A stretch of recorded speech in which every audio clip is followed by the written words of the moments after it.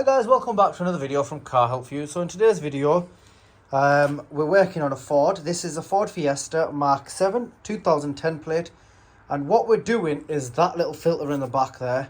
So what that is called is the air filter. If your engine looks like this, it's going to be a similar method for you. If I just get the cup for the engine, this was just on there, a little something like that.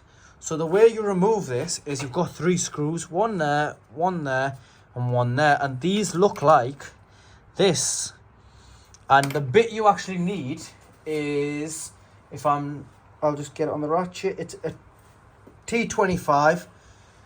So with a T25, you can remove them out. You don't really need to take them all the way out the plastic. However, the apprentice took that out. And I'd rather him take them out and put them to the side whilst he's learning. And then later he'll understand that you don't need to take them all the way out. But I'm still happy with that. Anyway, once you've done that, you want to pull this upwards and pull this out. Because it's got clips in the back there.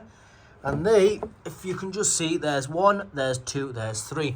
And this is what your air filter looks like. So, this is a fresh, clean air filter. And before he put this in, he did clean the air filter box. Because you want to make sure it's nice and clean. Just give it a quick wipe over. You can put a little bit of spray on it.